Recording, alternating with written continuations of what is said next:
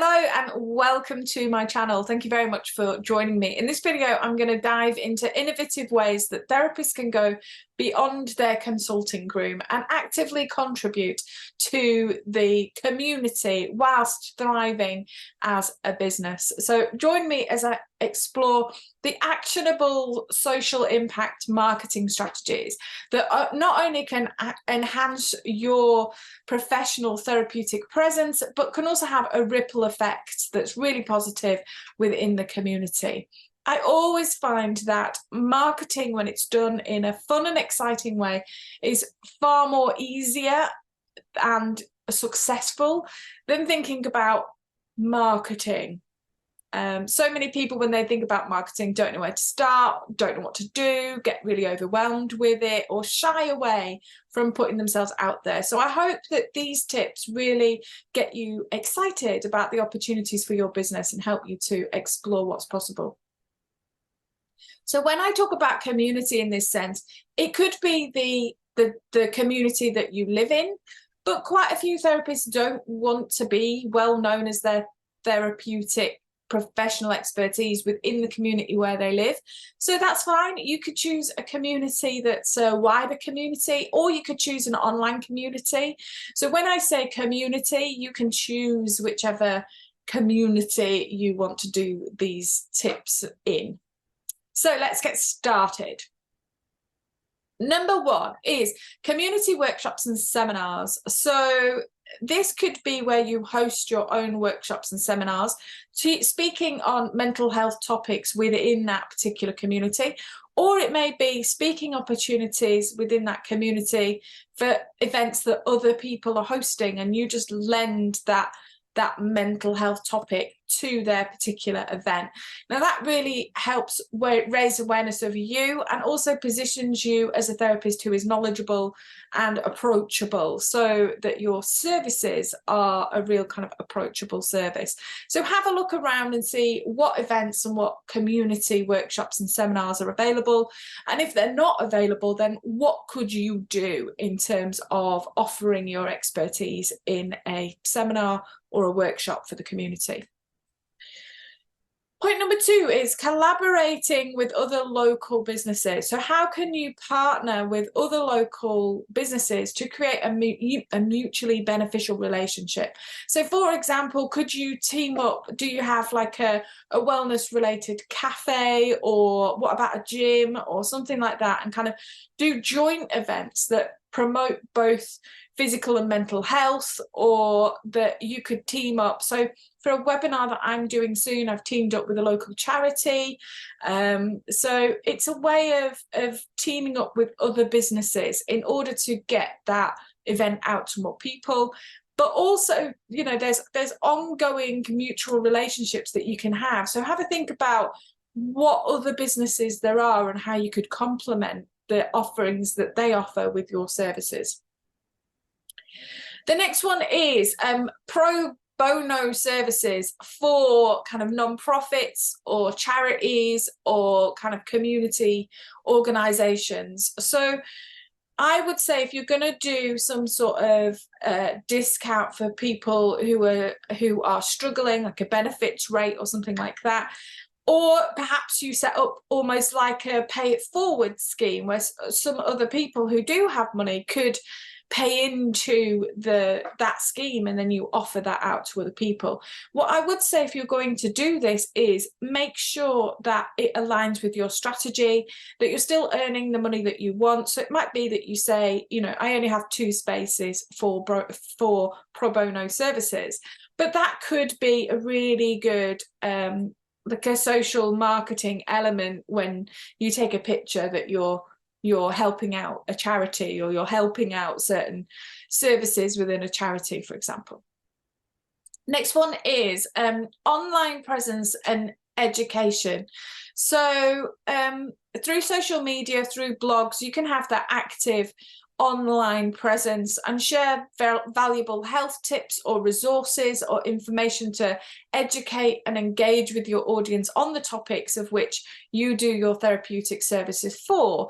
These are the sorts of things that you can post in local community groups, because it's about giving help and resources to people, and that's how people get to know, like, and trust you, get to understand that you are approachable, and then more people are more likely to recommend you or think of your name when they're thinking about those particular topics. Next one, number 5, is podcasting. Now, there's been an absolute explosion over the last couple of years of podcasting, and I love podcasting as an approach because podcasting is informal, so it's more of a chatty kind of style of marketing. So it suits people who don't like the more structured and formal marketing. And you can discuss relevant mental health topics or share success stories or kind of provide practical advice within that podcast. And it's a great way, again, of raising your profile and getting yourself out there.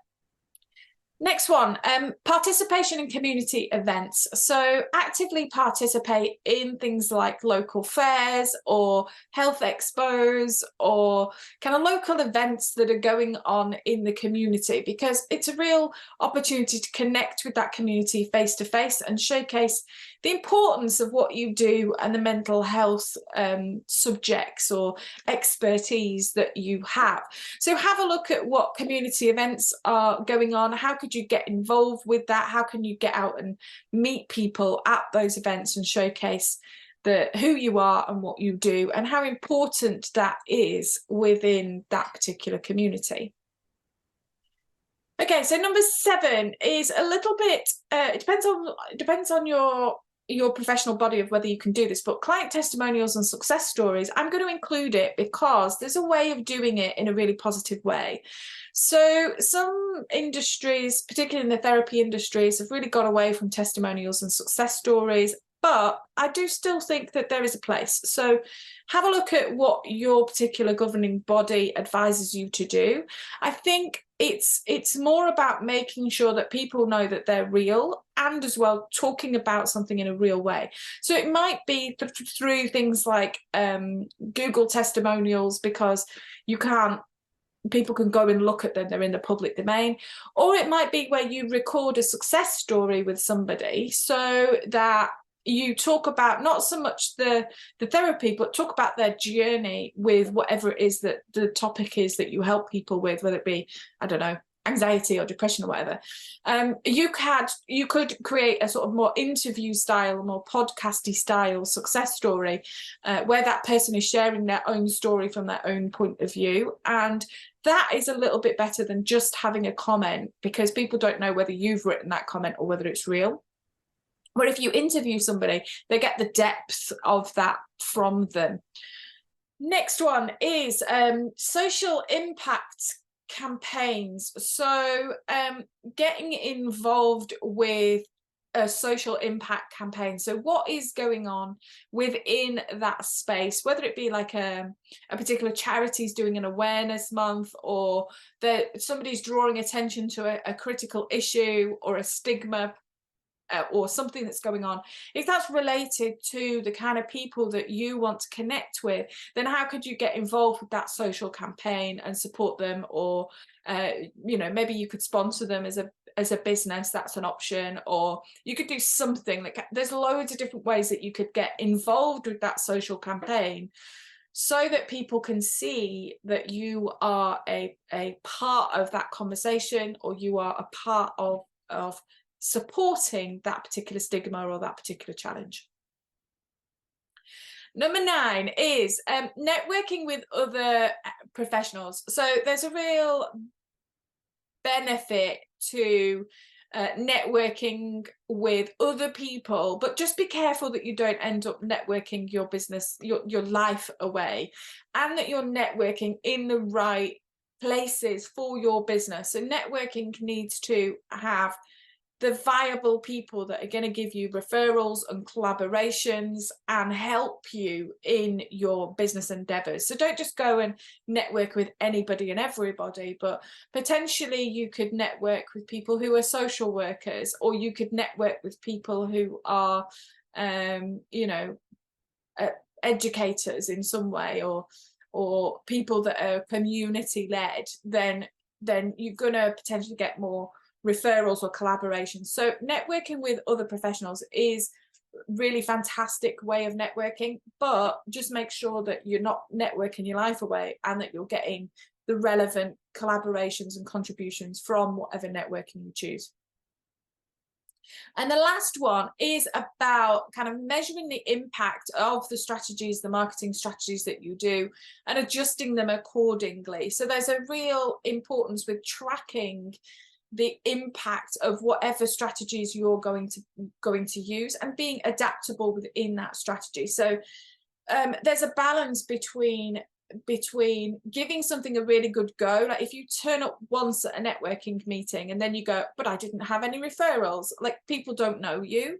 So you do have to commit to these strategies and think about doing them well and not just kind of dipping your toe in and pretending and having a go. So it's important that you track the impact of whatever strategies that you use, and you refine those as you go along so that you find the way and the approach that most resonates with the community.